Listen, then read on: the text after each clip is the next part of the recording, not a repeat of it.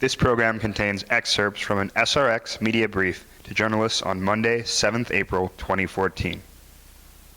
So first of all, thank you for coming. As Darren said, the reason why we are asked you to come is we wanted to explain some of the technical terminology and indicators that we're going to launch today.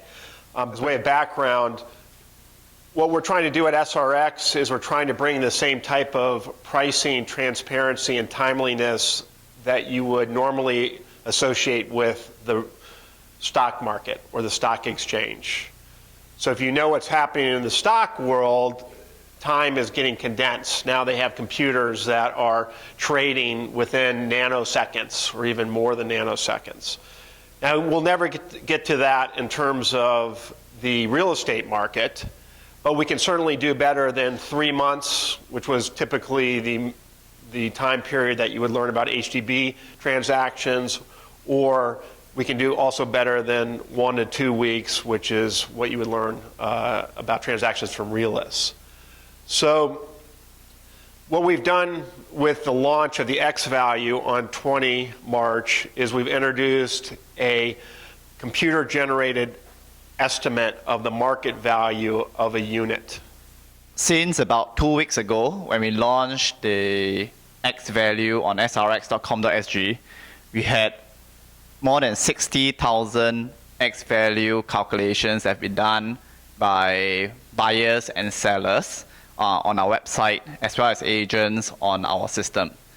So this is X value is now widely accepted by the public and professionals, and it is available on srx.com.sg as well as on the mobile devices of real estate professionals, where they will have more information on each X value that the consumer sees to explain and use it as a starting point to price their property. So we are able to measure the differences between the valuation, actual valuation that has been done, versus what the X value calculates for every single transaction in 2014 from SRX.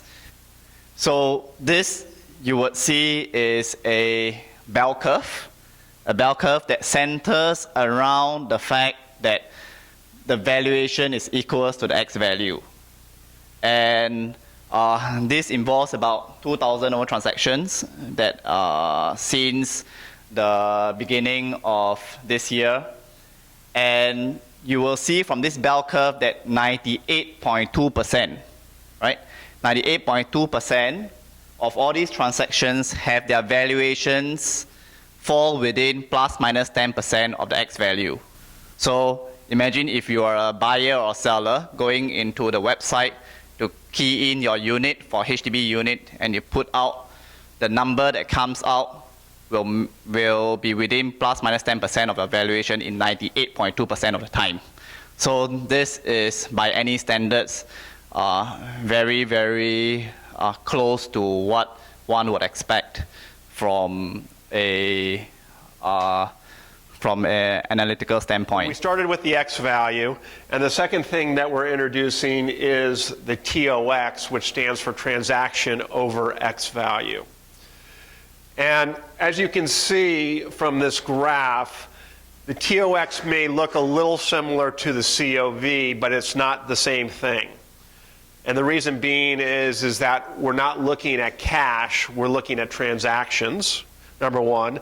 And the second thing is that our market estimate is done on our methodology, which we worked with academics, the government, and also the practitioners, such as valuers, to come up with. There's 4 things that we want to take into consideration when we're thinking of the TOX.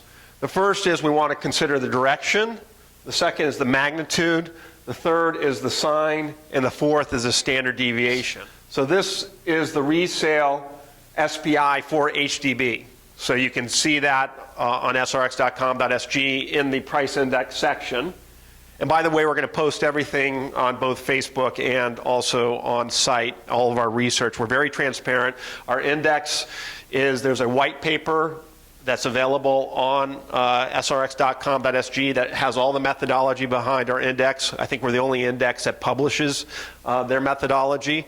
And we will also update everybody in terms of the statistical analysis that we're doing to validate the performance of the X value. But what you can see is if you go all the way back to 2012, this is where the price index was for HDB, and you can see that we were negative a bit in terms of the X value, the TOX over the X value. And then we started to experience some positive, and then boom, we were going in the positive direction with fairly high magnitude, okay? And what was happening was the index was getting pulled up. So this was a forward indicator of what was happening in the market. Gives you a couple weeks head start. So then we started crossing into the negative in 2013 between March and April. That was in April of last year. We just hit in roughly March or February of 2014, the COV just hit 0. So TOX was already hitting 0. And what happened the next month is the index started to come down. And then the negative magnitude continued to increase, pulling the overall price down.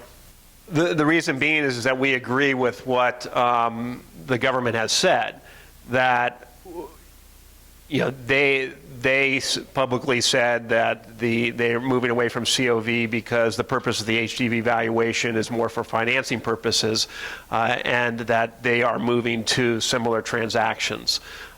We believe that what the market or what the government is doing is it's letting the market speak for itself rather than a valuer. So the market is speaking for itself, and that's a good thing. That's what we see in the private. That's what we've seen in the private market for quite some time, and so we don't see any reason to go against what we consider to be a great step in the right direction, which is letting the market speak for itself. Yeah, Minister Cole has mentioned that we should not focus on COV, but focus more on recent transactions, right? So we would expect that if you focus more on recent transactions, when people are paying more based on recent transactions, which is what the X value measure, valuations should also likewise reflect this new standard. Whereas transactions is an excellent measurement that you would see in the financial world, which we also believe the real estate industry is a financial asset. It is an asset, and it is 70%. It represents 70% of people's household wealth. In Singapore, it's probably the most important financial asset there is, but it doesn't have the same rigor and measurements that are associated with the financial markets, and that's what SRX and its consortium member companies are trying to change. So just one more point. The reason why we chose today to show the median TOX is because in the past we've reported the median COV for the entire, and then what we've done is we've broken down by COV by towns. So this month, for reasons that we already dealt with, we are moving to this as the best indicator of what's going on, forward indicator of what's going on in the marketplace. We'll start with the median, and then we'll break it down.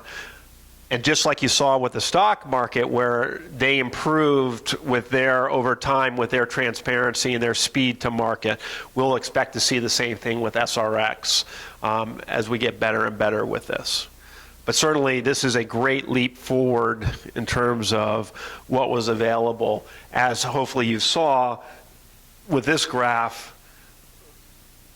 where you really start to see a change in the market well before the index will tell you what's going on. I don't think that I think that actually will probably keep things more stable. So would not anticipate you all of a sudden had a dramatic movement, because now people are knowing with more transparency, well, where is the market moving? Is it moving up or is it moving down? So what it will reflect is it will reflect the shocks or the subtle changes to the market in a more timely way and transmit that information to the entire market. So we see this as a stabilization, not a destabilization. In fact, we're very confident that it has a stabilization.